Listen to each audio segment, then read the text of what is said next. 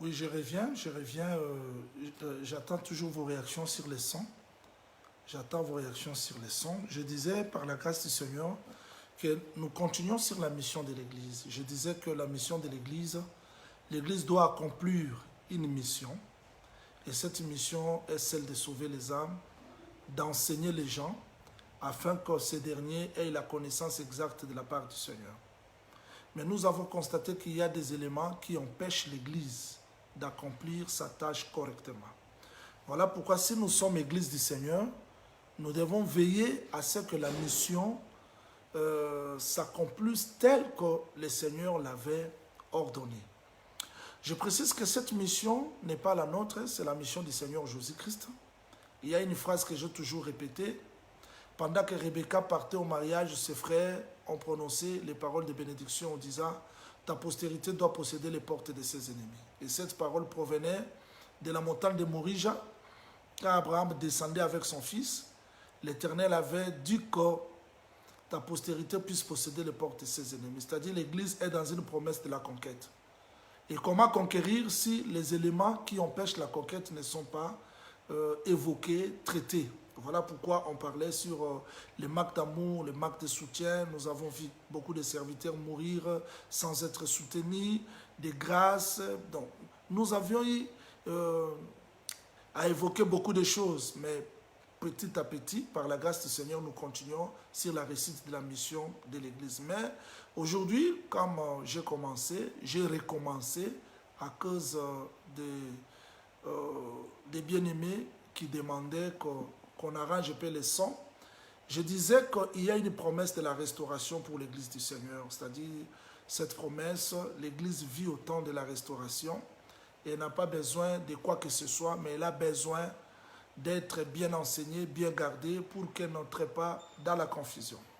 Je disais, il y a des éléments qui empêchent la réussite de la mission de l'Église. Aujourd'hui, je vais m'attarder sur l'esprit des sectes. Il faut rappeler aux bien-aimés qui nous suivaient, après avoir arrêté, ils sont partis, qu'ils reviennent parce que le direct a recommencé.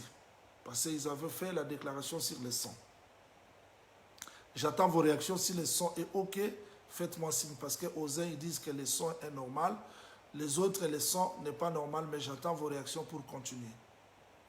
Je disais, il y a des éléments qui empêchent la réussite de la mission de l'Église. Autre, j'ai commencé de l'esprit des sectes. Je suis dans 1er Roi, chapitre 19. Je suis dans 1er Roi, chapitre 19. 1er Roi, chapitre 19. Je commence la lecture à partir du verset 9. Ok, merci. Les bien-aimés ont fait signe que le son est normal. Merci. 1er Roi, chapitre 19. Je recommence la lecture à partir du verset 9. Et là, il entra dans la caverne, il passa nuit. Et voici la parole de l'Éternel lui fut adressée en ces mots. Que fais-tu ici, Élie?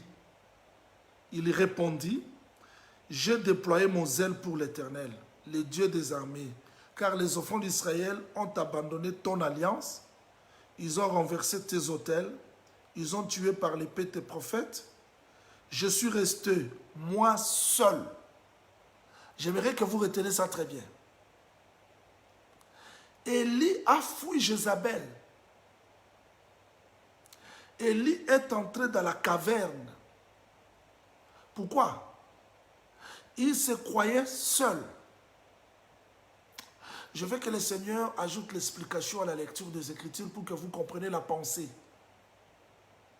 Supportez-moi. Nous avons, par la grâce du Seigneur, la possibilité d'expliquer Élie dans la caverne, Élie, ceci, cela, mais comprenez la pensée que j'évoque aujourd'hui. Élie se croyait seul, parce que deux valent mieux qu'un. Il s'est vu seul. Il dit, j'ai déployé mon zèle pour l'Éternel. C'est une bonne chose. Le Dieu des armées, car les enfants d'Israël ont abandonné ton alliance, ils ont renversé tes autels, ils ont tué par l'épée tes prophètes, je suis resté moi seul, et ils cherchent à m'ôter la vie. Regardez l'esprit qu'Élie avait. Pour Élie, il est resté seul. Il n'y avait personne. Parfois, savoir bien prêcher, avoir la grâce, avoir une grande église, quand les gens acclament, quand les gens disent que tout va bien, on peut être aveuglé pour voir que nous sommes seuls. Supportez-moi, parce que nous voulons traiter des maladies qui nous empêchent d'aller de l'avant. Supportez-moi par la grâce du Seigneur, nous voulons traiter des maladies qui mettent des barrières. Parce que nous voulons voir des femmes prostituées venir dans l'évangile. Nous voulons voir des gens sans obstacle venir dans l'évangile. Mais il y a d'autres obstacles qui nous empêchent de mettre des barrières, de condamner les gens. On a condamné les gens qu'on n'a jamais enseignés. On a traité les gens incrédules qu'on n'a jamais prêchés.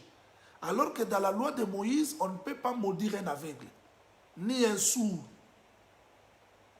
Mais il y a d'autres personnes aveugles, sourds, muets, qu'on a condamnées. Alors, c'est direct. Je veux que ça soit indirect dans notre conscience. Alors qu'Israël ne pouvait pas maudire un aveugle. Mais qu'est-ce qui a fait que nous soyons comme ça? L'extrémisme. On a cru que tout s'est arrêté à nous. Et le prophète Élie se retrouve dans la caverne, alors que sa place n'était pas la caverne. Dieu dit non, Élie. Élie, il y a encore 7000. Est-ce que nous pouvons avoir l'humilité de croire que dans toutes ces églises-là, il y a des enfants de Dieu? Comment devons-nous nous comporter et comment présenter l'évangile? Parce qu'aujourd'hui, on n'a plus des évangélistes, on n'a plus l'amour de Dieu. Tout cela, c'est l'extrémisme. L'extrémisme a poussé les gens à voir qu'ils sont au sommet. Cet esprit-là de l'extrémisme, Élie se trouvait dans la caverne alors que sa place était sur la montagne. Il est venu de la montagne parce que c'est là que le feu était descendu pour consumer l'offrande. Alors son problème n'était pas de rester là dans la caverne. Il est monté pour demander la pluie. Vous voyez ce mouvement-là dans la personne du Seigneur Jésus-Christ. Après Golgotha, il devait monter encore sur la montagne, c'est-à-dire le ciel, prier pour que la pluie qui est le Saint-Esprit descende. Mais l'extrémisme là, voir que je suis seul prédicateur, ce que je prêche, c'est ça l'absolu. Ce que je prêche, c'est ça la vérité. Ce que je prêche, oui. Même Paul qui est allé jusqu'au 3e ciel n'était pas extrémiste comme ça parce qu'il a dit, pour ne pas avoir couru en vain, je suis allé vérifier. Je suis allé exposer l'évangile auprès de ceux qui étaient considérés. Mais bien aimé, je veux qu'à la manière des hommes, cette année 2022, parce que l'année véritable prendra fin quand Christ reviendra, mais à la manière des hommes, on ne va plus parler de 2021, 2022, que nous réfléchissons un peu, quel esprit qui nous anime. Parce que l'extrémisme a aveuglé Élie. C'est-à-dire que l'extrémisme a aveuglé Élie de ne pas voir 7000. De ne pas voir qu'à part lui, Dieu a préparé Élisée, Jéhu, Azaël, l'extrémisme aveugle. C'est-à-dire, si nous prêchons dans l'extrémisme, quand nous prêchons, on trouve qu'à part nous, il n'y a pas d'autre. Cet extrémisme-là peut créer l'aveuglement. L'extrémisme a empêché Israël de recevoir le Seigneur Jésus-Christ. Quand Christ enseignait, si le Fils vous affranchit, vous serez réellement libres. Ils ont dit non, non, non, on n'a jamais été des esclaves. Nous nous avons pour père Abraham l'extrémisme. L'extrémisme aveugle. L'extrémisme a aveuglé Élie de ne pas considérer qu'il y a les 7000.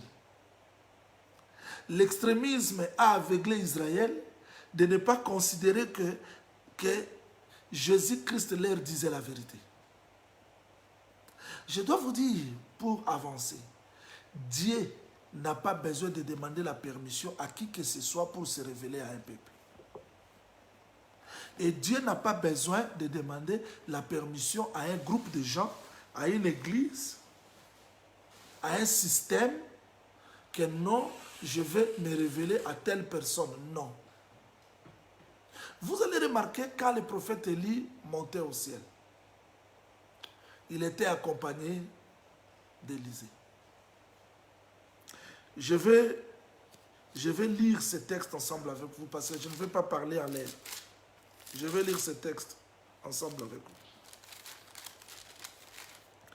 Je suis dans 2e Roi, chapitre 2, verset 1er. Vous descendez. Le texte dit ceci. Je lis seulement le verset 3. Les fils des prophètes qui étaient à Bethel sortirent vers Élisée et lui dirent, sais-tu que l'Éternel enlève aujourd'hui ton maître au-dessus de ta tête? Quand Dieu disait à Élie qu'il va monter au ciel, est-ce que les fils des prophètes de Bethel étaient là? Non. Mais les fils des prophètes de Bethel répètent exactement ce que Dieu avait parlé à Élie. Nous devons avoir l'humilité, s'il vous plaît, l'honnêteté de reconnaître que Dieu peut se révéler à qui qu'il soit comme il veut, parce qu'il est souverain. Les fils des prophètes ne faisaient pas partie intégrante de l'église d'Élie. Localement, ils n'étaient pas ensemble. Mais le Seigneur s'est révélé à eux. Les fils des prophètes, de Bethel, de Jéricho. C'est-à-dire que Dieu est capable de se révéler à qui il veut. L'extrémisme aveugle.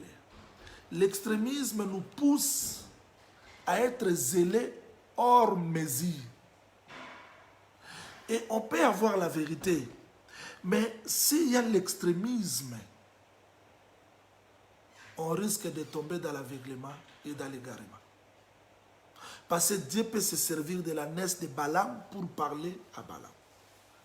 Dieu peut se servir de corbeaux pour nourrir Élie, mais il était un oiseau impie. Je veux que nous comprenions le mouvement de l'esprit parce que c'est ce qui empêche la mission de l'église aujourd'hui. Donc, si les gens restent dans les 4000, considérer que l'évangile c'est pour une nationalité, l'évangile c'est pour une nation, l'évangile c'est pour un groupe de gens, on tombe dans l'idolâtrie, on tombe dans le sectarisme, on tombe dans l'extrémisme, parce que tout cela c'est l'extrémisme qui nous pousse. Mais l'esprit d'humilité doit nous pousser à comprendre que Dieu est capable de se révéler à qui il veut. Quand nous sommes à l'extrême, on perd beaucoup de choses. Parce que l'extrémisme crée l'aveuglement. De ne pas considérer les autres. De ne pas comprendre que Dieu peut parler, Dieu peut se servir des autres personnes. L'extrémisme. L'extrémisme, à part l'aveuglement, l'extrémisme crée l'excès de zèle. Saül, à cause de l'excès de zèle, est allé sacrifier, est allé tuer les Gabaonites, alors que Josué avait fait l'alliance avec eux.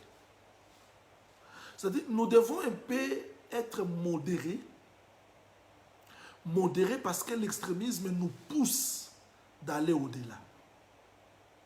Et quand nous restons dans l'extrémisme, je vous l'ai dit, on perd la grâce de Dieu, on perd la faveur de Dieu, parce que là, nous n'allons plus considérer la grâce des autres. L'extrémisme, c'est ce qui nous a poussé de croire qu'à part nous, il n'y a pas d'autres personnes, que Dieu peut se révéler. L'extrémisme nous a poussé d'aller au-delà. Mais je lis dans ma Bible Je vais prendre quelques écritures, s'il vous plaît. Je vais prendre quelques écritures parce que je dis que nous avons trop à dire. Trop à dire. On revient sur les sons. Je ne sais pas, bien-aimé Wanimbi la arrange de ton côté parce qu'il y a beaucoup de gens qui m'ont dit que le son est déjà arrangé. Je ne sais pas si c'est ici ou c'est là-bas. Parce que beaucoup de gens nous ont dit qu'avec le son, ça va. Je ne sais pas si c'est de ton côté. Je suis dans le livre de Job, chapitre 1er. Job, chapitre 1er. Je commence la lecture à partir du premier verset. Il y avait dans le pays d'Ut un homme qui s'appelait Job, Cet homme était intègre et droit. Il craignait Dieu et se détournait du mal. Mais bien aimé, voudriez-vous vérifier dans la lignée de Jacob s'il y a un Job là-bas? Parce que nous devons vérifier les Écritures. Si Dieu était obligé de travailler avec un peuple, ou si Dieu ne pouvait pas toucher les autres nations comme il voulait. Job n'était pas israélite. Et le texte dit ceci. L'Éternel dit à Satan, il n'y a personne comme lui sur la terre. C'est un homme intègre et droit, craignant Dieu et se détournant du mal. Oh, dans le temps où Job craignait Dieu, se détournait du mal, si vous vérifiez l'argent que Jacob avait utilisé, le Kézita, ça correspondait à la monnaie que Job aussi avait utilisée. Ça prouve qu'il pouvait être des contemporains. Parce que c'est Moïse qui a écrit le livre de Job. Donc Job a existé avant. Mais il était de quelle nationalité? Job n'était pas israélite. Mais Dieu s'est révélé à lui. C'est-à-dire, nous devons un peu avoir l'honnêteté, l'humilité de ne pas enfermer la vérité dans les quatre murs, mais de croire que Dieu peut se révéler aux autres. Non pas dans le ton, dans le même son que nous, dans le même accent que nous, mais Dieu est capable de se révéler aux autres. Si nous pouvons considérer des choses de telle manière-là, il n'y aura pas de barrière dans la mission de l'Église. Écoutez-moi très bien. Nous avons lu dans la Bible. Vérifions un texte, parce que je vous ai dit que je pars petit à petit, pas à pas, pour vous faire remarquer les obstacles. Les obstacles. Nous sommes dans le livre des Actes chapitre 18. Actes chapitre 18. Actes chapitre 18. Je prends un texte qui va beaucoup nous aider. Je suis dans le verset 24. Un juif nommé Apollos, originaire d'Alexandrie, homme éloquent et versé dans les Écritures, vint à Éphèse. Il était instruit dans la voie du Seigneur et fervent d'esprit. Il annonçait et enseignait avec exactitude ce qui concerne Jésus, bien qu'il ne connaissait que le baptême de Jean. Il s'est mis à parler librement dans la synagogue. Aquilas et Priscille l'ayant entendu, ils n'ont pas dit « Arrête, Apollos, qui t'a appris ces choses? Tu dois t'asseoir sur les pas. » Non, non. Aquilas et Priscille l'ayant entendu, les prirent avec eux et lui exposèrent plus exactement la voie de Dieu. Comme ils voulaient passer en Achaïe, les frères l'y encouragèrent et écrivirent aux disciples de bien les recevoir. Quand il fut arrivé, il se rendit par la grâce de Dieu très utile à ceux qui avaient cru. C'est-à-dire, dans la marche, nous pouvons trouver d'autres personnes comme Apollos. comment devons-nous nous comporter devant des gens comme Apollos? C'est-à-dire, Dieu a des gens. Apollos était déjà enseigné. Il était instruit, mais pas dans l'exactitude. C'est-à-dire, dans la marche, je parle de l'esprit de l'extrémisme parce que si vous trouvez un Apollos, mais c'est fini, c'est un homme à battre. Où est-ce qu'il a appris ces choses? Mais nous ne sommes pas des dieux pour limiter, pour montrer à Dieu à qui il peut se révéler. J'ai parlé sur Job. Job n'était pas israélite. Si vous commencez à partir d'Abraham, Isaac, Jacob, tout consort, Job n'était pas là. Mais comment il craignait Dieu? Comment Dieu parlait avec lui? C'est-à-dire ces choses sont écrites pour nous instruire. De ne pas enfler, de nous enfler d'orgueil. Comme si la parole sortait de chez nous. Mais il faudrait avoir un peu l'esprit d'humilité, de la simplicité, parce que l'extrémisme nous amène dans l'aveuglement. L'extrémisme nous amène dans l'égarement. De ne pas considérer d'autres. Alors que Dieu est souverain. Dieu peut se révéler à qui il veut. Je vais, par la grâce du Seigneur, exhorter les enfants de Dieu. Nous devons sortir de nos 4 milles. Nous devons porter l'évangile parce que la mission n'est pas dans les 4 milles. La mission n'est pas seulement dans une nation. Non. La mission, c'est pour les extrémités de la terre. Mais si nous restons dans les 4 milles, si nous considérons qu'à part nous, il n'y a pas d'autres, là nous tombons dans l'extrémisme. Et l'extrémisme est aveugle. Jésus-Christ pouvait tout parler aux enfants d'Israël, mais parce qu'il était des extrémistes. Moïse a dit ça. Moïse a fait ça. C'est l'aveuglement. Je crois un homme qui parlait très bien comme Paul, comment il pouvait dire que nous prophétisons en partie, nous connaissons en partie. Je vais à travers ce direct rappeler aux serviteurs, aux enfants de Dieu, aux ministres de la parole, notre responsabilité. C'est-à-dire prêcher dans l'extrémisme. Quand nous prêchons l'extrémisme, nous allons moissonner l'extrémisme.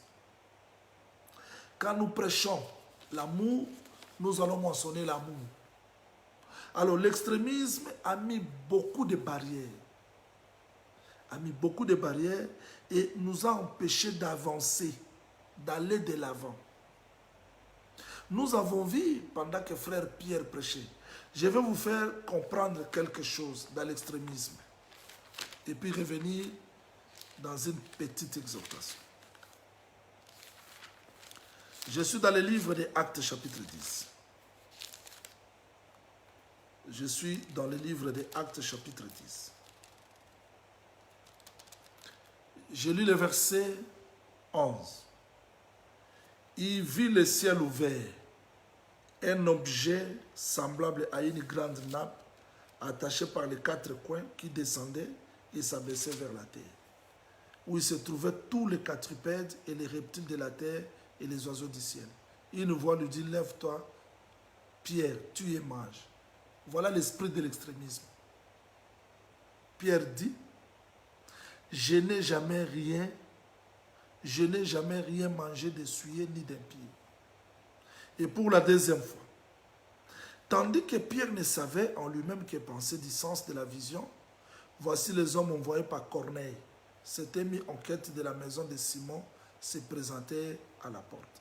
Ils demandèrent à haute voix si c'était là que logeait Simon, surnommé le Pierre. Vous voyez? C'est-à-dire que Pierre, bien qu'il ait sauvé, bien qu'il a reçu le Saint-Esprit, mais il y avait toujours l'extrémisme juif.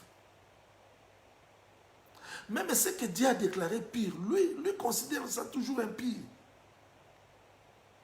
L'extrémisme empêche l'évangile d'avancer. Et quand frère Pierre entre là-bas, il dit, vous savez que pour nous les Juifs, il ne nous est pas permis d'entrer dans la maison des nations. Jusque-là, il n'avait pas encore compris. Pendant qu'il prêchait, le Saint-Esprit est descendu.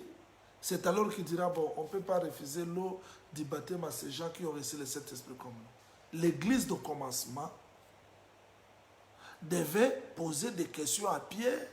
Pourquoi il est allé chez les païens? Mais Christ est mort pourquoi? Vous voyez l'extrémisme? C'est-à-dire que l'extrémisme nous empêche, l'extrémisme nous pousse de créer l'obstacle à la mission. Je dois vous dire des choses vraies. L'évangile qui a commencé à Jérusalem, c'était l'odeur. Dans le livre des Cantiques, chapitre 1er, quand vous commencez, je m'en vais lire ce verset. Je lis ce verset parce que je pars là-bas pour terminer aujourd'hui. Je dis que nous sommes dans la série de la mission de l'Église et nous allons partir petit à petit, si par la grâce du Seigneur, enlever quelques écueils qui nous empêchent de réussir la mission. Écoutez, le texte dit ceci. Je suis dans le verset 3. Cantique 1, verset 3. Tes parfaits ont une odeur suave. Ton nom est un parfait qui se répand. C'est pourquoi les jeunes filles t'aiment. Donc, le nom des bien-aimés, le nom de Salomon, c'est un parfait qui se répand. Le parfait se répandre veut dire quoi? Quand la sœur Marie entre avec le parfait dans la maison, personne n'a senti l'odeur. Personne n'a compris que le parfait est entré. Ça, c'est l'entrée de Jésus dans la maison d'Israël. Parce que cette maison-là, c'était la maison d'Israël. Parce que Jésus-Christ est clair, il dit, Simon, je suis entré dans ta maison, mais tu ne m'as pas embrassé. Je suis entré dans ta maison, mais tu ne m'as pas. Donc Jésus-Christ est venu chez les siens, mais les siens ne l'ont pas reçu. Ça, c'est l'entrée de parfait dans la maison de Simon. Mais il fallait qu'une femme se prosterne. Vous voyez? Elle s'est prosternée quand elle a brisé le parfum. L'odeur s'est répandue. Alors, tous les gens de la maison ont commencé à se poser des questions. Jusqu'à ce qu'ils ont reconnu l'odeur, la valeur du parfum par son odeur. Donc, Jésus-Christ, en entrant dans ce monde, le corps qu'il portait, c'était un vase. Et dans ce vase se trouvait l'évangile qui était son nom. C'était le parfum. Il fallait qu'il monte à la croix de Golgotha, qu'il s'humilie pour que ce parfum soit brisé. Remarquez, avant que Jésus-Christ ne meure, parce que l'odeur de parfum n'était pas encore répandue, il disait chaque fois, s'il guérit quelqu'un, ne dit à personne. Pourquoi dire à personne? Parce que le parfum était dans une bouteille qui s'appelait Jésus. Il envoie les apôtres. Il dit, n'allez pas chez les païens. Pourquoi? Parce que le parfum ne s'est pas encore répandu. Il guérit quelqu'un, il dit, il ne faut pas dire que je suis Christ. Pourquoi? Parce que le parfum n'était pas répandu. Mais quand il monte à la croix de Golgotha, le parfum est répandu. Et ce jour-là, il a lié sa vie, il a lié l'évangile à l'odeur du parfum. Il dit, vous avez toujours des pauvres ici. Ce que cette femme a fait, elle a embaumé mon corps. Partout où on parlera de l'évangile, vous voyez, il a lié l'évangile avec la réputation. Merci frère Farid. Il a lié l'évangile avec son odeur. Et depuis ce temps-là, l'odeur s'est répandue. Il dit, vous serez mes témoins, commençant par Jérusalem, Samarie, Judée, jusqu'aux extrémités de la terre. Et frère Pierre, le jour de la Pentecôte, il était clair, il dit, la promesse pour vous, pour vos enfants, pour ceux qui sont au loin, est aussi un grand nombre que le Seigneur notre Dieu les appellera. C'est-à-dire l'odeur de parfum n'est plus liée dans une église locale, n'est plus liée dans une association. Vous n'allez pas dire que tout l'odeur, donc l'odeur là, s'est répandue à partir de nous. Ça, c'est être antichrist. Donc Jean-Willy ne peut pas dire que tout ce que les gens prêchent vient de moi. Non, non, non, non. Ça, c'est contredire l'évangile. Chaque assemblée a son expérience. Mais ne faites pas de votre expérience l'expérience de l'évangile. Ça, c'est votre expérience. Moi, j'aime les gens qui racontent comment est-ce qu'ils ont rencontré le Seigneur. Comment est-ce que Dieu les a visités. Oui, c'est votre expérience, mais ne faites pas de cette expérience l'expérience universelle, parce qu'il n'y aura pas de deuxième Pentecôte. L'odeur répandue le jour de la Pentecôte, l'odeur répandue le jour-là de Jérusalem, cette odeur, on n'a pas besoin de l'autre Pentecôte pour que l'odeur se répande. Jésus-Christ ne va plus mourir 2 fois. Il est mort une seule fois, l'odeur est répandue parce que depuis la croix, les soldats romains ont reconnu que celui-ci était le Fils de Dieu parce que l'odeur s'était répandue. Avant qu'il meure, ils ne le connaissaient pas. Mais après sa mort, l'odeur est répandue. Donc il y a d'autres débats qu'on doit laisser parce que ça fait la honte, ça contredit l'évangile. J'ai dit la fois passée, disons-nous la vérité, les apôtres sont décédés dans les premiers siècles. Mais tous les gens qui ont suivi, jusqu'à ce que vous commencez votre église dans 1900 et quelques, mais est-ce que Dieu n'avait pas un peuple? Est-ce que ces gens-là ne sont pas sauvés parce qu'ils ne parlent pas comme nous? Non! La connaissance augmente. Alors nous n'allons pas dire que passé aujourd'hui on peut expliquer les crocodiles, l'hippopotame, que les gens qui n'ont pas expliqué l'hippopotame et les crocodiles ne sont pas sauvés. Non, là c'est l'égarement, nous entrons dans l'extrémisme. Rentrons, ayons un peu l'esprit d'humilité, de la simplicité pour permettre à l'évangile de toucher partout. Dans la marche, nous allons rencontrer des Ammonites, des Moabites, des Égyptiens, des aveugles. Nous allons rencontrer beaucoup de gens, des sourds. Nous allons rencontrer quelqu'un qui essaye. Alors, par la grâce du Seigneur, le Seigneur est capable de les ramener. Parce qu'il a d'autres brebis qui ne sont pas dans son pâturage. Je veux que Dieu nous accorde l'amour divin. Toi qui es voyant, tu dois avoir l'amour divin, compassion des âmes. Jésus-Christ comme Dieu n'a pas regardé